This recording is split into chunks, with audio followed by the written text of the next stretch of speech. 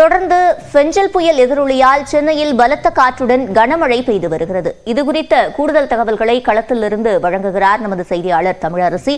தமிழரசி, தற்போது நீங்க எந்த பகுதியில் இருக்கீங்க? அங்க இருக்கக்கூடிய நிலவரம் என்ன?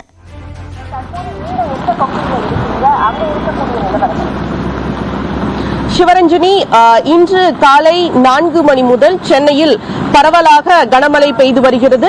சென்னை நகர்பகுதி மற்றும் புறநகர் பகுதிகளில் இந்த மழையின் தாக்கம் அதிகரித்திருக்கிறதை உணர முடிகிறது.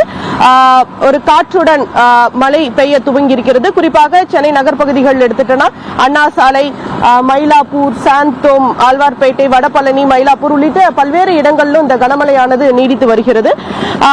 இன்னும் பிரதான சாலைகளில் இன்னும் மழைநீர் தேங்கவில்லை. அந்த மாதிரியான புகார்கள் எதுவும் வரவில்லை. இந்த நிலையில சென்னை மாநகராட்சி சார்பில் முன்னெச்சரிக்கை நடவடிக்கையா 1600 இடங்கள்ல மோட்டார் பம்புகள் தயார் நிலையில் வைக்கப்பட்டிருக்கின்றன. நாம் தற்போது இந்த அண்ணா சாலையில பார்க்கலாம். இங்க ஒரு மோட்டார் பம்ப் தயார் நிலையில வைக்கப்பட்டு, வழக்கமா இது ஒரு முக்கிய பேருந்து வழித்தட சாலை. இந்த சாலையில மழைநீர் தேங்கக்கூடிய பட்சத்தில் இது வழக்கமா இந்த இடத்துல தண்ணீர் தேங்கும். எனவே இந்த மாதிரியான ஏற்கனவே தண்ணீர் தேங்கக்கூடிய இடங்கள் என்பது கண்டறியப்பட்டு அந்த இடங்கள்ல மோட்டார் பம்புகள் பொருத்தப்பட்டிருக்கின்றது. தற்போது இந்த அண்ணா சாலையில மோட்டார் பம்புகள் ஆனது பொருத்தப்பட்டிருக்கு. இதுல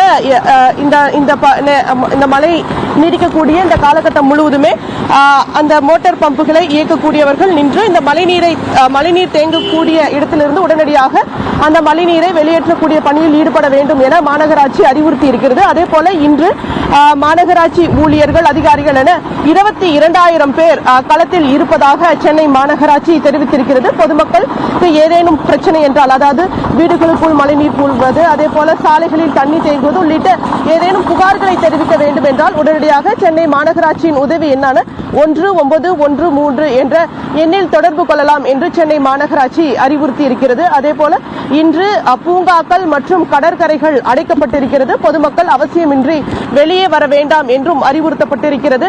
நமது ஒளிப்பதிவாளர் மார்டின் தற்போது இந்த கனமழை பெய்யக்கூடிய காட்சிகளை காண்பித்துக் கொண்டிருக்கிறார். நாம் தற்போது அண்ணா சாலையில் இருக்கிறோம். இங்கு கனமழையானது பெய்து வருகிறது. சாலைகளில் தற்போது மழைநீர் வடிந்தோடி வரக்கூடிய காட்சிகளை நாம் பார்த்து வருகிறோம். தொடர்ந்து இன்னும் சில மணி நேரம், அதாவது புயல் கரையை கடக்கும் வரை மழை நீடிக்கும் என்று கூறியிருக்கக்கூடிய நிலையில் பொதுமக்கள் அவசியமின்றி வெளியே வர வேண்டாம் என்றும் அறிவுறுத்தப்பட்டிருக்கிறது.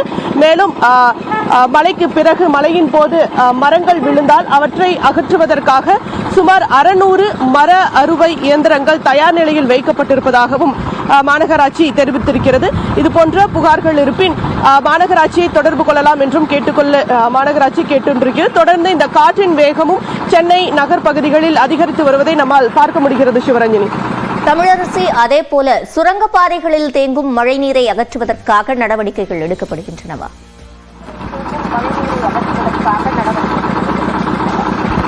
சிவரஞ்சனி, சென்னையில மொத்தம் மாநகராட்சி மற்றும் நெடுஞ்சாலைத்துறை கட்டுப்பாட்டில் 21 சுரங்கப்பாதைகள் இருக்கின்றன.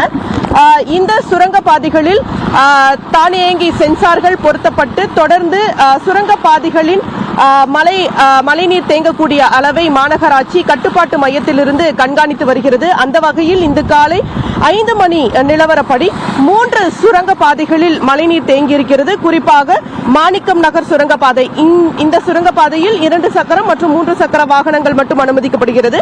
இந்த சுரங்கப்பாதையில் மழைநீர் தேங்கி இருக்கிறது. அதே போல ஸ்டான்லி நகர் சுரங்கப்பாதை மற்றும் பெரம்பூர் நெடுஞ்சாலை சுரங்கப்பாதை ஆகிய இந்த 3 சுரங்கப்பாதைகளிலும் மழைநீர் தேங்கி போக்குவரத்தானது பாதிக்கப்பட்டிருக்கிறது. காலை 5 மணி நிலவரப்படி இந்த 3 சுரங்கப்பாதைகளிலும் மழைநீர் தேங்கி போக்குவரத்து பாதிக்கப்பட்டிருக்கிறது. இந்த தண்ணீரை சுரங்கப்பாதைகளிலிருந்து வெளியேற்றக்கூடிய பணிகள் தற்போது நடைபெற்று வருகிறது. மேலும் சென்னை மாநகராட்சி அலுவலகத்தில் கட்டுப்பாட்டு மையமானது அமைக்கப்பட்டு அங்கு பொதுமக்களின் புகார்கள் எடுத்துக் கொள்ளப்பட்டு வருகிறது. அங்கு வரக்கூடிய புகார்களுக்கு உடனடியாக நடவடிக்கை எடுக்க வேண்டும் என்றும் அறிவுறுத்தப்பட்டிருக்கிறது. சிவரஞ்சனி.